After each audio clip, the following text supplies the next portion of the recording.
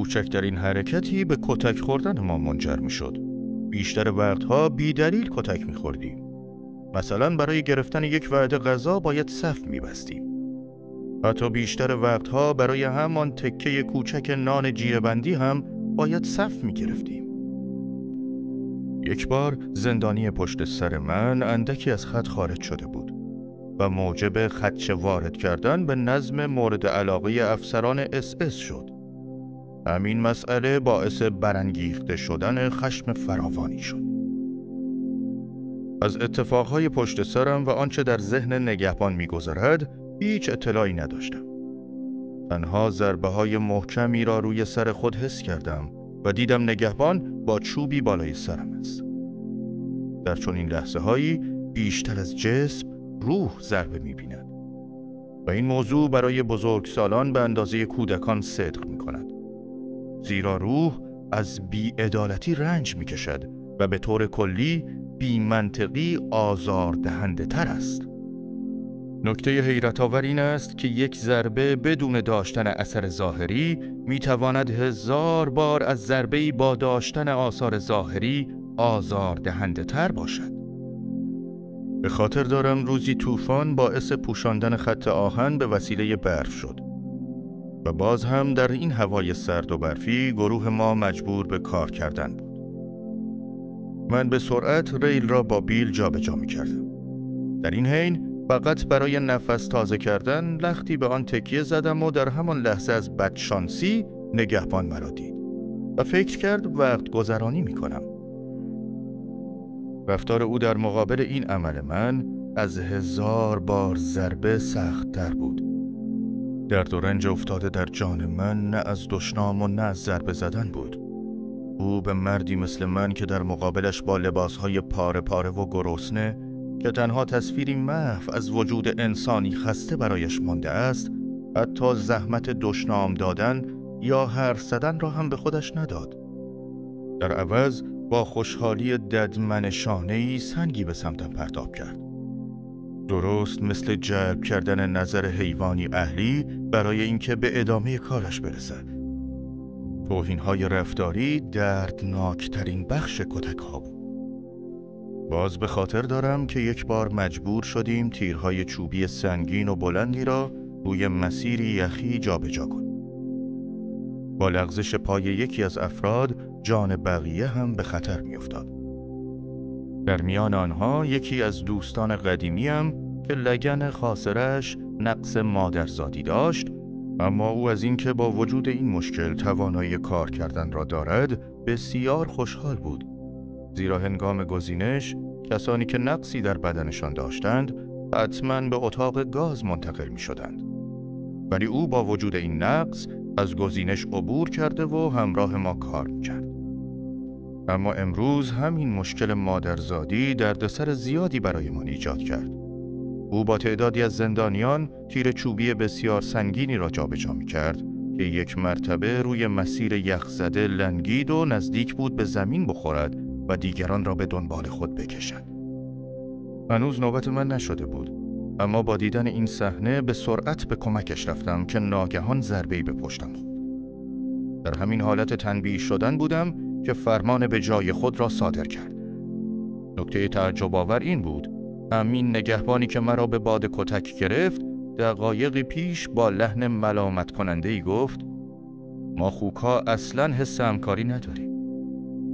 یک بار دیگر هم در جنگلی با هوای 2 درجه فارنهایت برای جا انداختن لوله‌های آب به حفاری زمین یخزده مشغول شدیم. در آن روزها با ضعف شدید بدنی به سختی مشغول کار کردن بودم که سرکارگری با گونه‌های سرخ و فربه جلو آمد. با دیدنش تصویر گله‌ای خوک از ذهنم عبور کرد و نگاهم در آن سرما به دنبال دستکش‌های نرم و گرمش دوید. حس طعمه‌ای را داشتم که شکارچی در کمینش نشسته است. زیرا حجم خاک کنده شده روبرویم بود و این خود نشان دهنده میزان کارم بود. با خاطری آسوده به تل مقابلم چشم دوخته بودم که ناگهان فریاد زد او که کثیف، تمام وقت حواسم به تو بود. کار کردن را به تو یاد میدهم. مجبور میکنم که با دندانهایت زمین را شخ بزنی و مثل یک حیوان بمیری. به سرعت حالت را سر جایش خواهم آورد. تا به حال کار نکرده ای؟ چه کاره بوده ای تاجر؟ اصلا به چیزی اهمیت نمیدادم. خیلی وقت بود که آب از سرم گذشته بود. چه یک وجب چه صدها وجب. اما تهدید به مرگش جدی به نظر می رسید. به همین دلیل ایستادم و چشم در چشمش گفتم: من پزشکی متخصص بودم. چه؟ پزشک بودی؟ مطمئنم جیب مردم رو خالی کردی. خیر، اتفاقا در درمانگاه دولتی کار می کردم و پولی هم از آنها نمی گرفتم. حاضر جوابی بیش از حد خود را متوجه شد. ناگهان خودش را روی من پرتاب کرد و مانند دیوانه ها فریاد زنان مرا به زمین کوبید. دیگر خاطرم نیست در حین نعره‌هایش چه میگفت. هدفم از بیان این داستان کوچک اشاره کردن به نکته‌ای مهم بود. گاهی در لحظه‌های خشم و تنفر آنقدر قدرتمند می‌شوند که توانایی به هیجان درآوردن یک زندانی مبهوت را دارند. و این حالت نه تنها از کینه و نفرت ناشی از درد و سنگدلی، بلکه از حقارت پنهان شده در آن نشأت می‌گیرد. در آن لحظه جاری بودن خون در سرم را حس کردم. زیرا باید قضاوت مردی را بشنوم که هیچ مطلبی از من و زندگیم نمی‌داند. آن مرد چنان حقیر و درنده بود که پرستار درمانگاه سرپایی بیمارستانم حتی او را به محل انتظار هم راه نمی‌داد. باید بگویم زمانی که قضیه را برای دوستانم شرح دادم، مثل کودکان رها و آرام بودم. درباره رفتار کاپوها با زندانیان باید اعتراف کنم شانس زیادی داشتم. زیرا کاپوی گروه ما خودش را مدیون من می‌دانست. چون همیشه ماجراهای عاشقانه و مشکلات خانوادگیش را به آرامی می‌شنیدم و همین کار به علاقه‌مندی او به من منجر شد. او در حین پیاده روی‌های طولانی به سمت محل کار دغدغه‌هایش را برایم بازگو می‌کرد. من با شناختی که از شخصیت او داشتم و با نصیحت‌های روانکاوانه در عمق روحش رسوخ کردم. پس از ایجاد شدن ارتباطی روحی با او، همیشه از من قدردانی می‌کرد و این موضوع برایم بسیار با ارزش بود. او بین 28 نفر زندانی در یکی از 5 ردیف اول صف همیشه جایی برایم کنار خودش نگه می‌داشت و این لطف بزرگی در حقم بود. در تاریک و روشنایی سحر وقتی که آفتاب خمیازه کنان آرام آرام دستهایش را بالا می آورد تا کمی از سرمای این خشونت یخزده وجودمان را در آغوشش ذوب کند، صف طولانی درست می کردیم. از ترس دیر رسیدن و اینکه تنها جای باقی مانده در ردیف‌های آخر باشد، با عجله می دویدیم. زیرا معمولاً کاپوی ارشد برای انجام کارهای ناپسند و حقیر افراد آخر صف را انتخاب می کرد.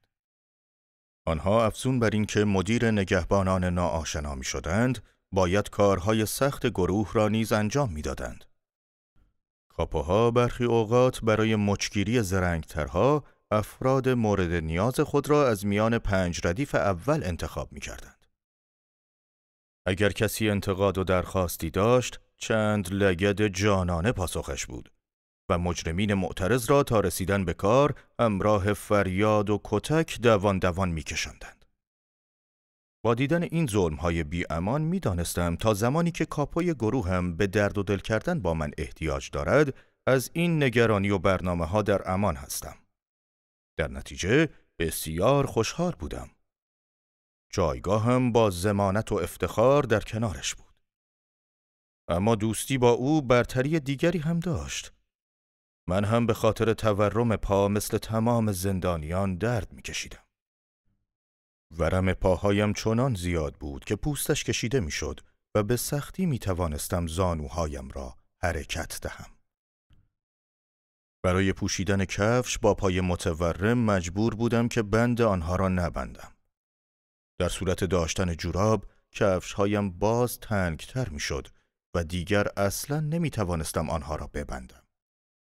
به همین علت پاهای نیمه برهنه من همیشه خیس، متورم و سرمازده بود به حدی که برداشتن هر قدمی برایم پردرد و سخت میشد.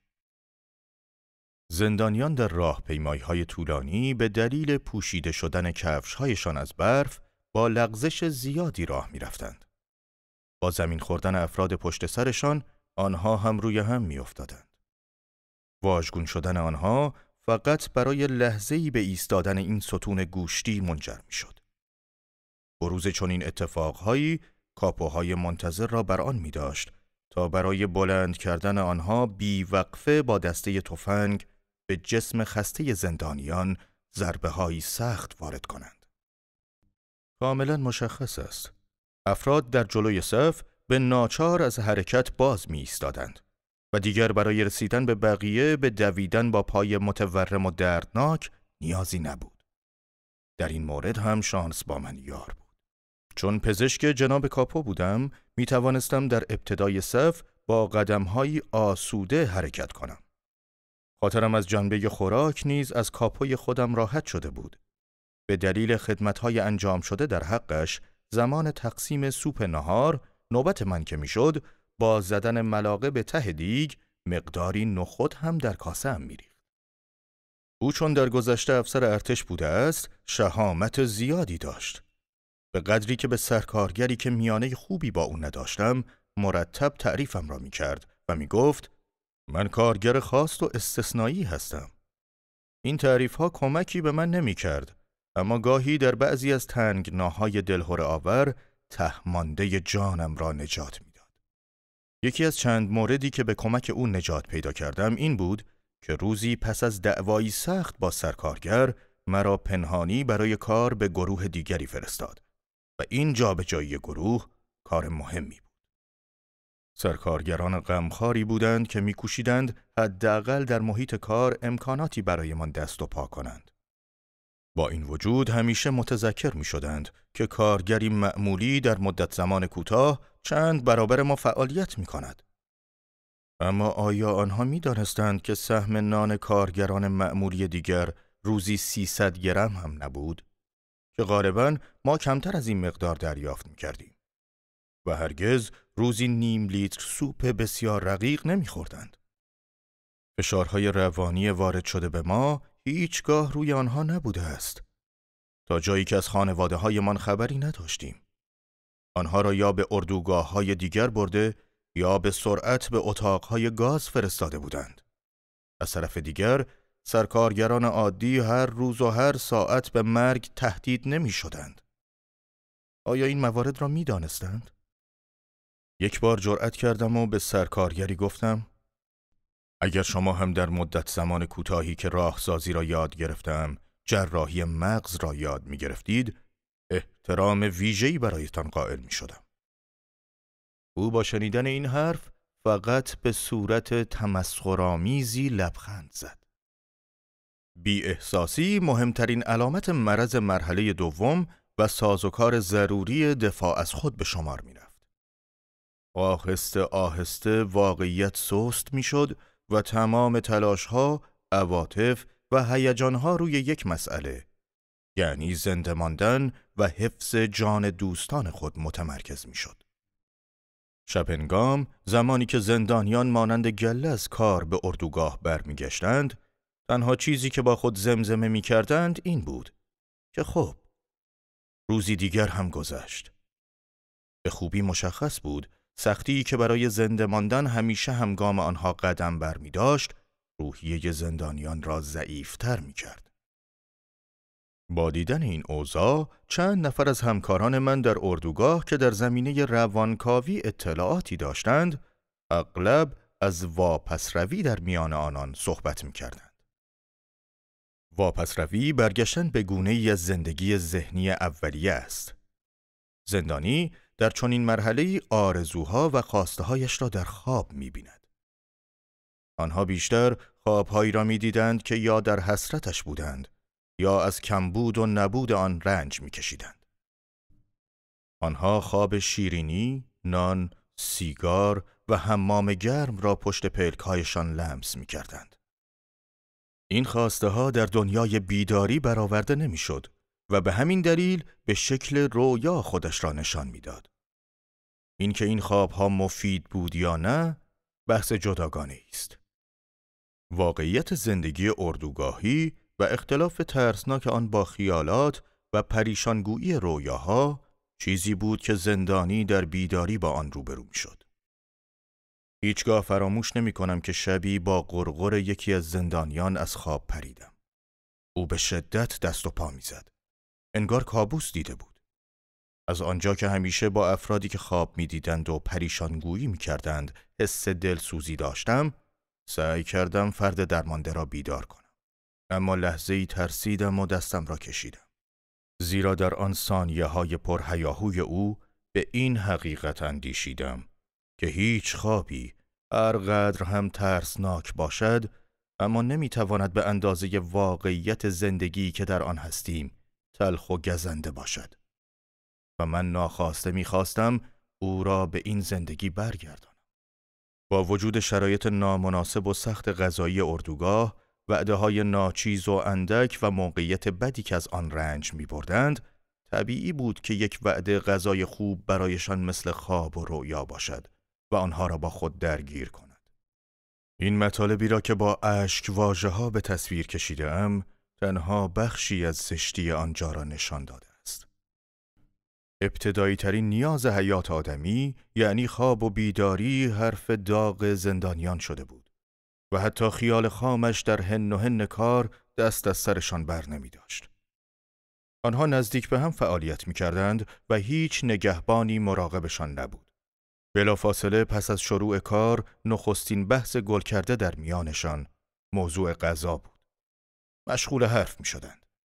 یک زندانی از زندانی داخل گودال غذای مورد علاقه‌اش را می پرسید و پس از آن دستور پخت غذاهایی را که می دانستند به یکدیگر می گفتند. نام غذاهایی که می خواستند پس از آزادی امتحان کنند در ذهنشان مرور می کردند. آنقدر صحبت‌هایشان درباره غذا طولانی می شد که توسط رمز یا شماره‌ای که بین خودشان گذاشته بودند، یک مرتبه خبر می رسید که نگهبان آمد. من معمولاً حرف زدن درباره غذا را پرخطر می دیدم. زیرا وسوسه کردن سیستم گوارش با خیال خوراکی‌های رنگی و خوشمزه که به سختی با وضع نامناسب و بد غذایی عادت کرده، کار صحیحی نیست. البته چون این حرف‌هایی آرامش روانی گذرایی با خود به همراه دارد. اما این تصورات هرچند کوتاه باعث وارد شدن لطمه به جسم و جان می شود. در آخرین روزهای زندان سهم غذای ما همان سوپ آبکی و تکه نان بود. با این تفاوت که یک سهم به اصطلاح اضافی را هم در بر می گرفت که 20 گرم کره نباتی، یک ورق نازک کالباس ارزان قیمت، یک تکه کوچک پنیر، اندکی عسل غیر طبیعی یا یک قاشق مربای رقیق را شامل می شد. میزان کالری خوراکی ها کافی نبود. به دلیل داشتن فعالیت سخت بدنی و راه رفتن در سرما بدون پوشیدن لباس گرم کافی، بیرمقی به سراغمان می آمد. شرایط بیمارانی که به دلیل وخامت اوضاع جسمانی در مراقبت ویژه بودند و می توانستند به جای ترک اردوگاه در بستر بمانند، از این هم دردناکتر بود. با آب شدن آخرین لایه‌های بدنمان، ما دیگر مانند اسکلتی بودیم که تکه پارچه‌ای پاره پاره و کثیف پوشیده است. باید میپذیرفتیم که جسممان در حال حل شدن است. بی‌غذایی سبب میشد که بدنمان آرام آرام خودش را به جای غذا بخورد. استفاده کردن از پروتئین ذخیره‌اش که به آب شدن ماهیچه‌هایش منجر میشد و در نتیجه دیگر برای ایستادگی قدرتی نداشت. زمانی که شرایط بحرانی میشد، افراد جمع کوچکمان یک به یک مرگ را در آغوش می گرفتند. با تکرار این رفتنها هر یک از ما می توانستیم ماهرانه حدس بزنیم که این بار نوبت چه کسی می تواند باشد و وقت ما کی خواهد رسید. مردنهای روزانه ما را آب دیده کرده بود تا جایی که دیگر نشانه های آن را از بر بودیم و در گوش هم پچ پچ می کردیم. او دیگر نخواهد ماند یا زمان رفتنش سر رسیده است. با این حدس و گمانها روز را به شب رسانده و طبق برنامه همیشگی مشغول پیدا کردن شپش‌های جسم برهنه خود می شدیم. به این می اندیشیدیم که چه بلایی بر سرمان خواهد آمد. آیا این جسد متحرک بدن ماست؟ دیگر چیزی جز انبوهی از گوشت انسانی نبودیم. انبوهی بزرگ در بند سیمهای خارداری که اطراف کلبه‌های گلی را فرا گرفته بود. ما را گله‌وار در آنها جا داده بودند. توده‌ای که هر روز قسمتی از آن فرسوده و فاسد می‌شد. اکنون وقت آن است که شرح دهم به چه شکل فکر کردن به خوراک‌های دلخواه و رنگی مانند موریانه‌ای مغز زندانیان را می‌جوید و آزار می‌داد. به نحوی که راه فراری هم از آنها نداشتند. و این فکر در لحظه‌های بیکاری ذهن بیدار هر زندانی را به خود مشغول می‌کرد. حتی قدرتمندترین فرد میان ما هم در آرزوی روزی بود که یک بار دیگر خوراک خوبی را بچشد و این ذوق و شوق نمی‌توانست تنها به دلیل خود غذا باشد. آن بهانه‌ای بیش نبود، بلکه آنها به دنبال لحظه‌ای بودند تا از این زندگی پست رها شوند. زیرا تنها و تنها به چیزی جز خوراک نمی‌اندیشیدند. افرادی که چنین مرحله‌هایی را تجربه نکرده‌اند، به سختی توانایی درک دوگانگی ذهنی که ویران کننده روح آدمی است و همچنین تجسم ناسازگاری نیروی اراده فردی گرسنه را خواهند داشت. آنها هیچگاه معنای تنها ایستادن، یک تنه گودال بزرگی را حفر کردن و شنیدن سوت اعلام ساعت را نخواهند فهمید. زمان استراحتمان 1/2 ساعت بود. در این زمان سهم نانمان را پخش می‌کردند. البته اگر میشد به تکه آردی چسبیده و خشک نان گفت. آنها مرتب از سرکارگر درباره نحوه رفتار ما سوال می‌کردند و ما پیوسته ساعت را می‌پرسیدیم و به خورد نان در جیبمان دلگرم بودیم. ابتدا آن را مثل یک شیء قیمتی میان دستان سردمان می‌گرفتیم و سپس تکه‌ای از آن را کنده به دهان می‌گذاشتیم و سرانجام با باقی مانده آخرین قدرت اراده من بقیه آن را در جیبمان پنهان می‌کردیم و با خود عهد می‌بستیم که تا شب آن را نگه داریم. با این همه آیا کسی توانایی درک حال واژه‌های پریشانم را دارد و توانایی پی بردن به آنچه را میگویم به معنای تمام دارد؟ به خاطر دارم درباره معنادار بودن یا بی‌معنا بودن شیوه خاصی از خوردن نان، یک باره یا کم کم خوردنش صحبت کردم. در روزهای آخر دوره زندان تنها روزی 1 بار به ما نان داده میشد. زندانیان برای خوردن وعده غذا از 2 روش استفاده می‌کردند. 1. اختیاری بودن خوردن سهم نان در لحظه که 2 امتیاز داشت. یکی این که زندانی دست کم توانایی از بین بردن درد گرسنگی را به کلی 1 بار در روز داشت و دوم این که از آسیب دزدی محفوظ می‌ماند. 2. عده‌ای با تقسیم کردن سهمشان آن را در چند نوبت می‌خوردند که این خود دلایلی گوناگون داشت و من هم سرانجام به آن گروه متمایل شدم. ترسناکترین لحظات در 24 ساعت زندگی آنجا ساعت بیداری بود. در تاریک روشن صبح ما را با 3 جیغ و سوت بیدار می‌کردند و بیرحمانه از آغوش خواب بیرون می‌کشیدند. خوابی که پرورده خستگی بی‌پایان روز قبل بود. پس از بیداری تازه نوبت درگیری با کفش‌های خیسمان می‌رسید که باید پاهای متورم خود را با سختی و فشار داخل آنها جا می‌دادیم. در این حین غرغرهای همیشگی هم شنیده می‌شد که بیشتر به دلیل بستن کفش‌ها با سیم به جای بند بود. یک روز صبح صدای گریه شخصی که همیشه تصور می‌کردم فردی با وقار و محکم باشد به گوشم رسید. او توانایی جا دادن پاهای متورم خود در کفش‌های کوچکش را نداشت و در نتیجه به راه رفتن روی برف با پاهای برهنه مجبور شد. خسته و پردرد از این وضعیت مانند بچه‌ها گریه می‌کرد. نمیدانم چرا با دیدن این لحظه وحشتناک بی اختیار آرامش داشتم. سهم نانم را از جیب بیرون آورده و با اشتهای زیاد از ذراتش لذت می بردم. از غرایز ابتدایی تنها میل خوردن برایمان باقی مانده بود تا فقط زنده بمانیم. خوراک نامناسب و مدام فکر کردن به غذاهای رنگی و گوناگون نشان میداد که چرا میل جنسی در ما از بین رفته بود. جدا از ضربه روحی، این تنها توضیحی است که روانشناس در اردوگاه مردانه میتوانست درباره این نکته به آن اشاره کند. برخلاف همه بخش‌هایی که اعضای آن را مردان تشکیل میدادند، مانند ارتش، انحراف جنسی در اردوگاه کار اجباری اندک بود. زندانی حتی در خواب هم به این مسائل توجهی نداشت، در حالی که احساسات ناکام مانده و عالی در عالم خواب آشکار میشد.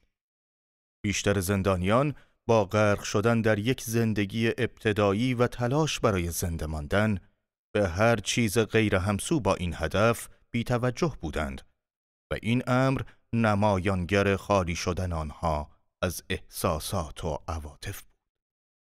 زمانی که از آشویتس به اردوگاهی وابسته به داخائو منتقل می شدیم، آگاهی من به این مسئله بیشتر شد. 2000 نفری بودیم که ما را به آنجا می بردند. قطار از وین می گذشت. نیمه شب یکی از ایستگاه‌های آنجا را پشت سر گذاشتیم. از خیابان محل تولدم عبور کردیم و از کنار خانه‌ای رد شدیم که من تا قبل از اسارت سالهای زیادی از عمرم را در آنجا گذرانده بودم. در کوپه ما با 2 روزنه کوچک میله‌دار 50 نفر زندانی را جای داده بودند. با چنان وضعیتی که یک گروه تنها برای 2 زانو نشستن روی کف کوپه جا داشتند و بقیه مجبور شدند ساعتها کنار آن روزنه بایستند. افراد اطراف پنجره روی پنجه پاهایشان رفته سرشان را بالا می بردند و من هم از لابلای سر همه با نیم نگاهی همراه با ترس به محل تولدم چشم دوختم. حس مرگ ما را بین چنگالهایش می فشرد. زیرا فکر می کردیم قطار به سوی متحوزن در حرکت است و بیشتر از 1 یا 2 هفته از عمرمان باقی نمانده. به همین دلیل دیگر زندگی برایمان معنایی نداشت. حسی ذاتی در وجودم بود که فکر می کردم با چشمان مرده‌ای که از دنیای دیگر آمده به خیابانها نگاه می کنم. شهر را جن زده می پنداشتم و می دیدم. پس از ساعتها وقفه از ایستگاه حرکت کردیم. در این لحظه پیش از دور شدن همه جا را نگاه کردم. خیابانمان، خانه‌ها، ذره ذره شهر و درختان، همگی در حسرتی چند سال پیچیده شده و منتظر نگاه هم می کردند. جوانانی که سالها در اردوگاه زندگی کرده بودند و امروز چنین سفری برایشان اتفاقی بزرگ بود، با عشق به خیابانها زل زده بودند. به سرعت در حال رد شدن بودیم. عبور کردن از تمام گذشته‌های خوب رفته که امروز یادشان مثل خیال خامی جسم بیجانم را با تمام خستگی به وجد می آورد. به همسلولی‌هایم التماس کردم که اجازه بدهند جلوی روزنه بایستم و تنها ثانیه‌ای شهر را نگاه کنم. سعی می کردم آنها را متوجه این موضوع کنم که در آن لحظه نگاه کردن از آن روزنه برایم چه مفهومی دارد. درخواستم را با گستاخی و پوزخند پاسخ دادند. میخوایی بگویی تمام زندگیت را اینجا بوده ای؟ پس به اندازه کافی دیدنی ها را دیده ای؟ به داخل قلعه مرگ برگردیم. در اردوگاه معمولاً به 2 دلیل سیاست و دین، سستی و خمودگی فرهنگی دیده می شود. کم و بیش در تمام بخش‌های اردوگاه پی در پی از سیاست حرف زده می شد. به طور عمده گفتگوها بر اساس شایعات بود. خبرهای دروغین از گوشه‌ای رخنه کرده و به سرعت در کل اردوگاه پخش می شد. بیشتر شایعه‌ها در مورد ارتش مخالف هم بودند. این مدل اخبار خیلی زود یکی پس از دیگری اوج می گرفت و به پریشانی فکر زندانیان و در نتیجه جنگ اعصاب منجر می شد. بیشتر وقتها امید زندانیان درباره شایعه پایان جنگ از سوی افراد خوشبین به ناامیدی تبدیل میشد. بعضی از زندانیان امیدشان را از دست داده بودند. در این شرایط امیدواری بیماران موجب چنگ زدن به اعصاب آدم میشد. رشد سریع علاقه‌های مذهبی زندانیان که برگرفته از یکرنگی آنان بود در ذهن نمی گنجید. عمق و قدرت مذهبی موجود اکثر زندانیان تازه وارد را متعجب می کرد. موضوع تأثیرگذار بر انسان دعا و مراسم مذهبی ساختگی زندانیان بود که در هر گوشه و کناری آن را انجام می دادند. حتی در کامیون قفل شده مخصوص 4 پایان که ما را با آن حمل می کردند نیز دعا می خواندند. یا زمان دور بودن از محل کار، گرسنه و خسته با لباسهای پاره پاره، در حالی که از سرما یخ زده بودیم به اردوگاه باز می گشتیم، باز هم مراسم نیایش خود را فراموش نکرده و آن را ادا می کردند. در زمستان و بهار سال 1945 میلادی تیفوس همه‌گیر شد و تقریباً همه زندانیان مبتلا شدند. آنها با این وضعیت بحرانی باید تا آخرین نفس کار می‌کردند. در نتیجه درصد مرگ و میرشان به شدت افزایش می‌یافت. از طرفی نامناسب بودن محل بستری شدن آنها به دلیل نبود داروی کافی و مراقبت و از همه بدتر علائم بیماری بسیار ناخوشایند بود. بی اشتها شدن غیر قابل کنترل، حتی به مقدار کمی غذا، حمله‌های وحشتناک گیج کننده و پریشانگویی همگی از عوارض بیماری بودند. یکی از دوستانم به بدترین شکل پریشانگویی گرفتار شده بود. به گونه‌ای که فکر می‌کرد در حال مردن است و می‌خواست دعا بخواند. اما در آن حالت توانایی پیدا کردن کلمات صحیح برای دعا خواندن را نداشت. من و تعدادی از زندانیان تلاش می‌کردیم برای گرفتار نشدن به سرگیجه و هذیان تمام شب را بیدار بمانیم و در این شب زنده‌داری‌ها تلاش کردم تا پس از مدت‌ها حرف‌هایم را در ذهن آماده کنم. سرانجام شروع به نوشتن کتابی کردم که در اتاق ضد عفونی آشویتس آن را گم کرده بودم. این بار واژه‌ها را به روش کوتاه نویسی و روی پاره کاغذی نوشتم. در این بین گاهی هم در اردوگاه جلسات بحث علمی برگزار می شد. یک بار اتفاقی را شاهد بودم که هیچگاه حتی در زندگی معمولی با آن مواجه نشده بودم. هرچند این برنامه به علایق شغلیم نزدیک بود، اما تا به حال موردی مشابه آن را ندیده و برایم جالب بود. ماجرا به جلسه احضار روح مربوط می شد. من نیز از سوی مدیر پزشکان اردوگاه به جلسه دعوت شدم، چون مطلع بود که متخصص روانپزشکی هستم. مراسم در اتاق کوچک خصوصی او در بخش بیماران بستری تشکیل شده بود. در جلسه عده اندکی به همراه افسری از بخش بهداری حضور داشتند. جلسه با خواندن دعایی به منظور احضار روح آغاز شد. منشی بدون اینکه قصد نوشتن داشته باشد با برگه‌ای کاغذی روی زمین نشسته بود. 10 دقیقه بعد مداد منشی با آرامش خطوطی را روی کاغذ کشید که به وضوح واژه VAE.V خوانده میشد.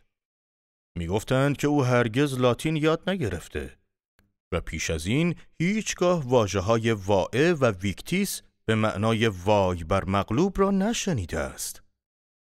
اما به نظرم او باید یک بار هم که شده این واژه‌ها را قبلا شنیده باشد و حالا بدون به خاطر آوردن به روح ضمیر ناخودآگاه بازگشته بود. مدتی پیش از آزادی ما این جلسه در پایان جنگ تشکیل شد. هرچند ما در اردوگاه کار اجباری به یک زندگی ذهنی و جسمی ابتدایی مجبور بودیم، اما برایمان امکان غرق شدن در زندگی معنوی نیز وجود داشت. شاید افرادی با روحیه شکننده که به یک زندگی متفکرانه و پرثمر خو گرفته بودند، بیشتر از دیگران رنج می بردند.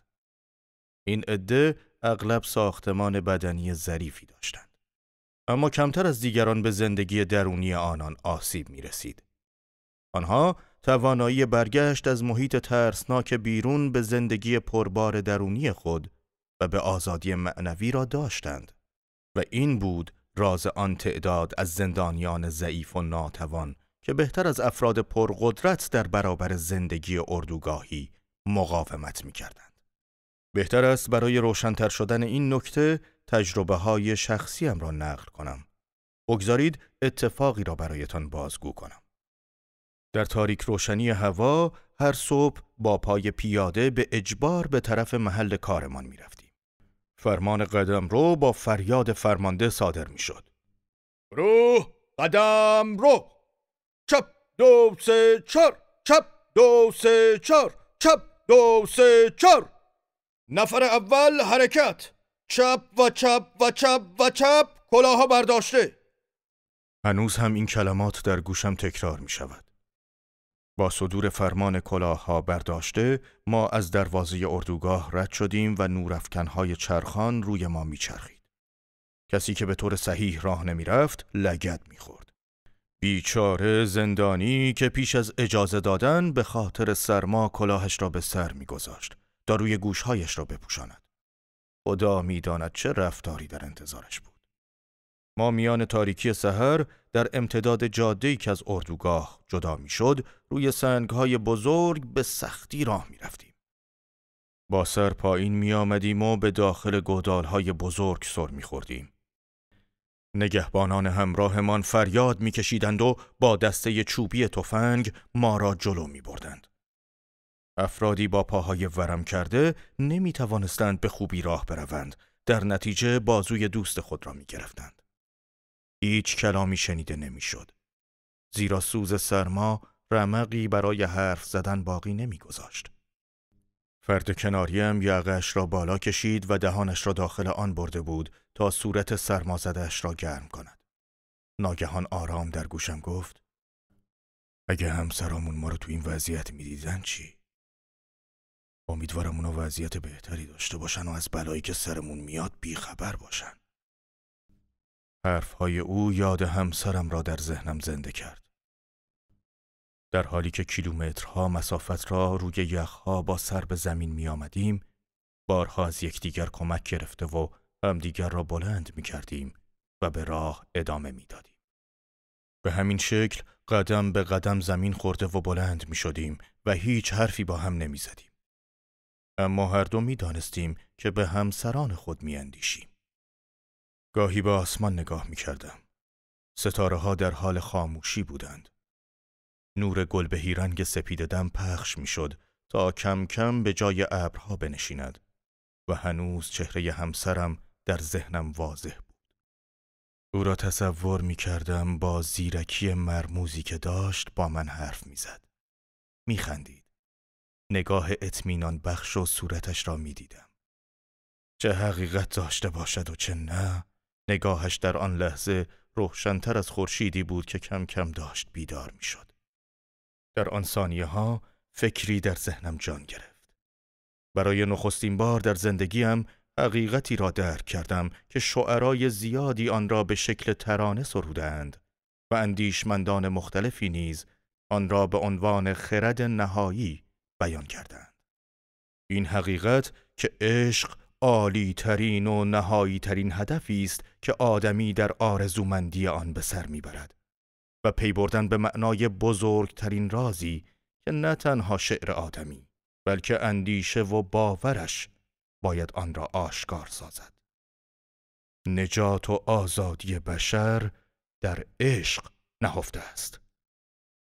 متوجه شدم که چگونه انسان با وجود از دست دادن همه دارایی‌هایش در این جهان هنوز میتواند به خوشبختی و عشق فکر کند. حتی برای لحظه‌ای کوتاه به معشوقش بیندیشد. آدم در شرایطی که پوچی مطلق را تجربه می کند و نمی تواند نیازهای درونیش را به شکل مثبتی بیان کند، تنها کاری که توانایی انجامش را دارد این است. در حالی که رنجهایش را صادقانه و بزرگوارانه تاب می آورد، می تواند از راه فکر کردن به معشوق و خیال خاطرات عاشقانه‌ای که از او به یادگار دارد خود را خوشحال کند. برای نخستین بار در زندگیم معنای این واژه ها را عمیقاً درک کردم. فرشتگان در اندیشه های با عظمت ابدی و بی پایان غرق هستند. در حالی که روح و ذهنم از نم ریزش افکارم سیراب می شد، ناگهان جلوی پایم یکی از زندانی ها با سر به زمین خورد و افراد پشت سرش به رویش افتادند. نگهبان به سوی آنها دوید و همه را به باد تازیانه گرفت و مرا از عالم خیال برای لحظه‌ای بیرون آورد. اما خیلی زود دوباره راه افکارم را به آن دنیای زیبا کج کرده و رفتم. وجود زندانیان را فراموش کرده و به دنیای خودم آمدم. با معشوقم به گفتگو نشستم و سؤال و جوابهایی از یکدیگر پرسیدیم. با همین افکار به راه ادامه دادیم تا فرمان ایست شنیده شد. به محل کارمان رسیدیم. وارد کلبه تاریکی شدیم تا وسیله مناسبی برای کارمان پیدا کنیم. هر نفر یک بیل یا کلنگی برداشت. شما خوکان نمیتونین بجنبین؟ این جمله‌ای بود که تقریباً هر روز کار را با شنیدنش شروع می‌کردیم. هر کدام سراغ گودال روز پیش رفتیم. زمین یخزده با فشار کلنگ شکاف برمی داشت و نوک آن جرقه می‌زد. زندانیان ساکت و مغزشان سست و لخت شده بود. من هنوز در فکر همسرم بودم که نوری در ذهنم روشن شد. این سوال که آیا او اصلاً زنده است؟ جوابش را نه تنها من، بلکه هیچ کدام از دوستان و افرادی که در این اردوگاه نیستی در حال جان کندن بودند نمی‌دانستند. در این حال بودم که آموختم عشق از جسم معشوق هم دورتر و بالاتر می رود و معنای عمیق خود را در وجود معنوی شخص و درون او پیدا می کند. حال تفاوتی ندارد که معشوق حاضر، غایب، مرده یا زنده باشد. اینها دیگر هیچ اهمیتی نخواهد داشت. من از زنده بودن همسرم خبری نداشتم و هیچ راهی هم برای آگاه شدن نبود. در دوران زندگی اردوگاهی امکان ارسال و دریافت نامه وجود نداشت. اما در آن لحظه این مسئله برایم اهمیتی نداشت. به آگاهی از حقیقت نیازی نبود. زیرا هیچ چیز نمیتوانست بر قدرت عشقم، خیالم و تصویر معشوقم اثری داشته باشد یا حتی شکافی در آن به وجود آورد. اگر در آن زمان متوجه از دست دادن همسرم می شدم، باز هم تفکراتم از هم گسسته نمی شد و من همچنان به او فکر می کردم و در خیالم با او حرف می زدم و این برایم درخشان و خوشحال کننده بود. مرا چون مهری بر قلب بزن. عشق به اندازه مرگ نیرومند است. قدرت بخشیدن به زندگی درونی زندانی کمک می کرد تا از پوچی، آشفتگی و درماندگی روحی وجودش رها شود و از اکنون فرار کند و به گذشته پناه ببرد. زمانی که خیال آزاد می شد، میل سفر به روزهای گذشته را داشت. به آن دورهای دور که بیشتر وقتها مهم هم نبودند، بلکه اتفاقهای ناچیزی به شمار می آمدند. ذهن دلتنگ به آن رویدادها ابهت می بخشید و آنها ویژگی‌های شگرفی به خود می گرفتند. در حالی که دنیای زندانیان و وجودشان از آنها دور بود، روحشان با علاقه و دلبستگی در آن راه پیدا می کرد و اندوهگین می شد. من نیز از این روند مستثنا نبودم. در جهان خیالم با اتوبوس به سوی خانه می رفتم. درب ورودی آپارتمانم را باز کرده، چراغها را روشن می کردم و به تلفن‌ها پاسخ می دادم. اندیشه ما با جزئیات جلو می رفت و مرور این خاطرات قدرت جاری کردن اشکمان را داشت. با عمیق‌تر شدن تدریجی زندگی درونی، زندانی بیشتر از گذشته زیبایی هنر و طبیعت را تجربه می کرد و او در چنین مرحله‌ای در اثر لمس واقعی آنها گاهی شرایط ترسناک خود را فراموش می کرد. اگر در راه سفر از آشویتس به اردوگاه باواریا کسی چهره‌های ما را می‌دید که چگونه نگاهمان از پنجره‌های کوچک میله‌دار واگن به دنبال کوههای سالزبورگ می‌دوید تا بتوانیم درخشش قله‌هایش را زیر آفتاب ببینیم و با اشتیاقی تمام نشدنی گرمایش را تا انتهای سرمای قلب یخزده من ببریم، هرگز باور نمی‌کرد که این چهره افرادی است که تمام امید به زندگی و آزادیشان را از دست دادند. شاید دوری از همه این زیبایی ها و متحمل شدن درد و رنج پشت دیوار خاردار ما را این چنین مسحور کرده بود. در اردوگاه نیز گاهی از زیبایی های طبیعت متحیر می شدیم. برای مثال دیدم که یک زندانی دوستش را که در کنار او به کار مشغول بود به دیدن منظره به خواب رفتن خورشید معطوف کرد که چگونه در لابلای درختان برافراشته جنگل‌های باواریا محو می شود. این همان جنگلی بود که در مرکز آن کارخانه بزرگ اسلحه سازی بنا کرده بودیم. یک روز غروب، هنگامی که خسته از کار روزانه کف کلبه‌هایمان در حال استراحت بودیم و کاسه سوپی را در دستانمان داشتیم، یکی از زندانیان عجولانه وارد شد و از ما خواست روی زمین رژه برویم و غروب خورشید زیبا را تماشا کنیم. زمانی که از کلبه بیرون رفتیم، با منظره چشم نوازی روبرو شدیم. ابرهای رنگی با شکل‌های گوناگون در مغرب درخششی عجیب داشتند. لحظه به لحظه بر گستره آسمان سرازیر می شدند و جانی به آن می بخشیدند. ابرها از آبی نیلگون به گلگون تغییر رنگ می دادند. آسمان نورانی به گودالهای آب گرفته زمین سرک می کشید و کلبه‌های خاکی و ماتم زده ما در مقابل این چشمانداز باشکوه فوق‌العاده تقابل داشت. لحظه‌ای سکوت حکم فرما بود و اندکی بعد یکی از زندانیان به دیگری گفت: دنیا چقدر میتونه زیبا باشه. یک روز در سحرگاهی خاکستری با آسمانی سربی رنگ همه در گودالها مشغول کار بودیم. برفها هم در آن سپید دم رنگ پریده خاکسترگون دیده می شدند. حتی چهره دوستان زندانیم با آن لباسهای پاره و کهنه خاکستری به نظر می آمد. من دوباره در سکوت به گفتگو با همسرم نشسته بودم یا سعی داشتم برای رنجها و مرگ آرامم پاسخی پیدا کنم. در آخرین باری که نسبت به مرگ انتقاد داشتم، حس کردم روحم از پیله تاریکی بیرون آمده و پرواز می کند و از آن دنیای پوچ و باطل بالاتر رفته و سوی صدای فاتحانه بله را در پاسخ این سوالم شنیدم. آیا در آفرینش هدف نهایی وجود دارد؟ آن لحظه در دوردست‌ها چراغی در خانه یک روستایی روشن شد. خانه در انتهای افق باواریا میان سحرگاهی لبریز از غم مانند یک تابلوی قاب گرفته نقاشی دیده میشد و مانند نوری در این تاریکی می درخشید. در حالی که مشغول حفاری زمین منجمد با کلنگ بودم، نگهبانی به هنگام عبور از آنجا تحقیرم کرد. من توجهی نکرده و بار دیگر ارتباطم را با همسرم برقرار کردم. حرف زدن با او این احساس را بیشتر در من ایجاد می کرد که پیش من و همراهم است. حس می کردم می توانم لمسش کنم. دستهایش را باز کنم و آنها را بگیرم. احساس قدرت زیادی داشتم. او آنجا و در کنارم ایستاده بود.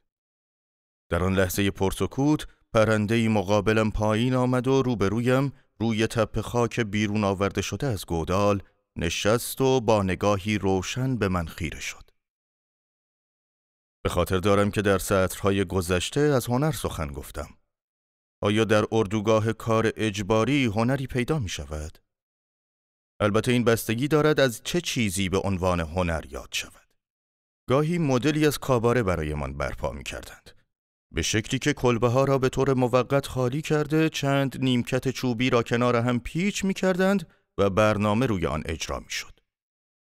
شبهنگام افرادی که در اردوگاه امتیازی گرفته بودند، کاپوها و کارگرانی که مجبور نبودند برای انجام کار آنجا را به مقصد کارگاهی دور افتاده ترک کنند، دور هم جمع می شدند. آنها می آمدند که حرف بزنند، بخندند، گریه کنند و همه چیز را برای لحظه‌ای به دست فراموشی بسپارند.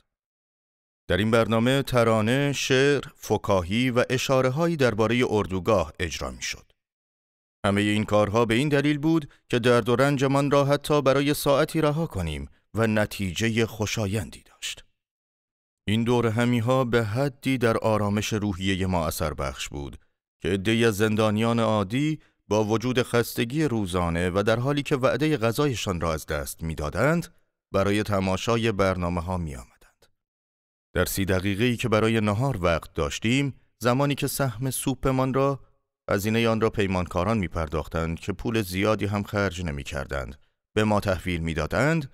می توانستیم برای استراحت به یکی از اتاقهای نیمه تمام کارخانه برویم. در حین ورود به خرابه ها به هر نفر یک ملاقه سوپ آبکی داده می شد. دور هم می نشستیم و وقتی که داشتیم غذا را مزمزه می کردیم، یکی از زندانی ها روی تشتی چوبی می رفت و برای من آواز ایتالیایی می خواند. با شنیدنش از شور و شادی لبریز می شدیم و برای اینکه دوباره آن نوای دلنشین را برایمان بخواند، به او یک ملاقه سوپ، آن هم از ته دیگ را وعده می دادیم. ته دیگ یعنی سوپی که نخود هم به همراه دارد. در اردوگاه نه تنها به خاطر تفریح و سرگرمی کارمان بی پاداش نمی ماند، بلکه برای تشویق کردن و کف زدن هم به ما رشوه می دادند. برای مثال، من بارها توانستم توجه مثبت سنگ دلترین کاپوها را در اردوگاه جلب کنم و چه خوشبخت بودم که هرگز به توجه آنان نیازی نداشتم. این کاپو به دلایل زیادی کاپوی آدمکش نام گرفته بود. داستان این بود که یکی از غروب‌های دلگیر اردوگاه افتخار این را داشتم که بار دیگر به جلسه احضار ارواح دعوت شوم. جمع ما همان دوستان صمیمی به همراه پزشک اردوگاه بود. اتفاقاً کاپوی آدمکش هم وارد اتاق شد. به محض ورود از او خواستند تا یکی از شعرهای شرم‌آورش را بخواند. او در اردوگاه برای خواندن این ترانه‌های ننگین بسیار شهرت داشت و به درخواست مجدد نیازی نبود. زیرا بلافاصله تقویمش را از جیب درآورد و شروع به خواندن کرد. خواند و خواند تا به یکی از شعرهای عاشقانه رسید. در آن لحظه تصور عشق برای چنین فردی با آوازش در خشونت بسیار مضحک و مسخره به نظر می رسید. به همین دلیل در حین خواندن برای اینکه جلوی خندم را بگیرم، آنقدر دندانهایم را بر لبم فشار دادم که به شدت آسیب دید و شاید با مهار کردن خود زندگیم را نجات دادم. پس از تمام شدن شعرش به شکل دنباله‌دار برایش کف زدم. حتی به عنوان تنبیه محکوم به کار در گروه او می شدم، زندگیم نجات پیدا کرده بود. من پیشتر تنها یک روز در گروه او کار کرده بودم و همان یک روز برایم کافی بود که بدانم او کیست. به هر حال این کار به شناخت بهتر کاپوی آدمکش در مورد من منجر شد و این می توانست نفع زیادی برایم داشته باشد. بنابراین با شوق بیشتری کف زدم. در کل دنبال کردن هر مدل فعالیت هنری خنده‌دار به نظر می رسید. به دلیل اینکه اجرای کار هنری با سابقه زندگی دردآور اردوگاهی تضاد داشت. فعالیت هنری بر زندانیان به طور واقعی تأثیر می‌گذاشت. نمونه دیگری از تأثیر هنر را برایتان بازگو می‌کنم. هیچگاه دومین شب ورودم به آشویتس را از یاد نخواهم برد. در آن شب که نشأت گرفته از خستگی زیاد بود، با ترنم موسیقی از خواب بیدار شدم. زندانبان ارشد کلبه ما کنار درب نزدیک به ورودی اقامتگاهمان جشنی گرفته بود و آنان با فریادهایی مملو از مستی ترانه‌های ناپسندی می‌خواندند. طوری که یک مرتبه همه جا در سکوت فرو رفت. در دل سیاهی شب ملودی غم‌انگیز تانگو از ویولونی بلند شد. آهنگی استثنایی که با همه قدمتش هنوز ارزشمند بود. ویولون نالان می نواخت و من همراهش اشک می ریختم. زیرا یکی از زندانیان که در بخش دیگری از اردوگاه آشویتس زندانی بود 24مین بهار از زندگیش را پشت سر می گذاشت. شاید در حدود چند صد متر بیشتر با ما فاصله نداشت. اما به او هیچ دسترسی نداشتیم. آن شخص به جز همسرم کسی نبود. بیگمان افرادی که چنین زندانهایی را هرگز ندیده بودند از شنیدن اجرا شدن نمایش هنری در اردوگاه کار اجباری متعجب می شدند. اما آنچه حیرت آور است وجود داشتن روحیه شوخ طبعی و بزلگویی در اردوگاه بود. البته این شوخی ها تنها برای دقایقی ذهن ما را به خود مشغول می کرد. یکی دیگر از اسلحه های روح در جنگ مزاح بود که به منظور زنده ماندن استفاده می شد. تجربه شده است که شوخی بیشتر از هر چیز دیگری می تواند آدمی را از شرایط دشوار موجود جدا کنند و به او توانایی قیام کردن برای لحظه‌ای کوتاه در مقابل سختی‌ها و پلیدی‌ها را بدهد. به همین سبب سعی کردم به یکی از دوستانم که در ساختمان کناری ما مشغول کار بود، شوخ طبعی را آموزش دهم. به او پیشنهاد کردم هر روز داستانی سرگرم کننده تنظیم کنیم که محتوای آن شامل اتفاقهایی باشد که شاید روزی پس از آزادی ما رخ دهد. یکی از دوستان جراح هم معاون بیمارستان بزرگی بود. یک بار برای خنده به او گفتم که چطور ممکن است پس از آزادی و مشغول شدن به کار گذشته‌اش توانایی دور کردن عادتهای زندگی اردوگاهی را از خود داشته باشد. در درون کلبه به ویژه هنگامی که بازرس می آمد، سرکارگر ما را با فریاد بجنبید تشویق می کرد تا با سرعت کار کنیم. از این رفتار و تکه کلام او استفاده کردم و به دوستم گفتم روزی به بیمارستان قبلی خود می روی و مشغول عمل جراحی حساسی هستی که یک مرتبه در اتاق عمل باز شده و ناگهان سرکارگر بیمارستان با عجله وارد می شود و آمدن جراح ارشد را با فریاد بجنبید اعلام می کند. گاهی سایر زندانیان هم درباره آینده داستانهای جالب و خنده‌داری می ساختند. مثلا شبی را تصور می کردند که به شام دعوت شدند و به کلی فراموش کردند که کجایند. هنگام پذیرایی با سوپ از میزبان درخواست می کنند که ملاقه را به ته دیگ بزند و سوپی بریزد که مقداری نخود هم داشته باشد. تلاش انسان برای یادگیری هنر زندگی کردن به ارزشمندتر شدن او منجر می شود. تلاش او برای ایجاد روحیه شوخ طبعی و بذل‌گویی به منظور تحمل سختی‌ها قابل ستایش است. کوششی که می‌تواند تاب آوردن در برابر دشواری‌های زندگی را به روشی شگفت‌آور تبدیل کند. حتی در اردوگاه‌های کار اجباری هم با وجود اندوه و رنج می‌توان این روش را پیوسته به کار برد. در واقع رنج آدمی مانند گاز عمل می‌کند. به طوری که اگر مقدار مشخصی از گاز را با تلمبه داخل اتاق خالی منتشر کنیم، اتاق هر اندازه هم بزرگ باشد، همان میزان مشخص اتاق را از گاز پر خواهد کرد و به صورت یک نواخت به همه قسمت‌های آن خواهد رساند. بنابراین غم و اندوه چه کم یا زیاد قدرت آزار دادن خاطر آدمی را دارد. از این رو اندازه اندوه آدمی کاملا نسبی است. با توجه به این نکته، امکان دارد اتفاقهای خیلی کوچک شادی و خوشحالی بزرگتری را با خود به همراه داشته باشند. برای نمونه حادثه‌ای را بیان می‌کنم که در راه سفر از آشویتس به اردوگاهی وابسته به داخاو اتفاق افتاده بود. همه نگران بودیم از این که مکان بعدی اردوگاه ماتهاوزن باشد. با نزدیک شدن به پل روی دانوب، ترس و اضطرابمان بیشتر می‌شد. زیرا دوستان با تجربه تر می گفتند قطار برای رفتن به ماتهاوزن باید از روی پل عبور کند. رقص و شادی زندانیان در قطار قابل تصور نبود برای افرادی که هرگز چنین اتفاقهایی را ندیدند. زمانی که متوجه شدند قطار به جای گذشتن از پل به سمت اردوگاه داخاو در حرکت است، خوشحالی آنها وصف نشدنی بود. مشقت در راه ارزش داشت به شادمانی که سراسر وجودمان را فرا گرفته بود.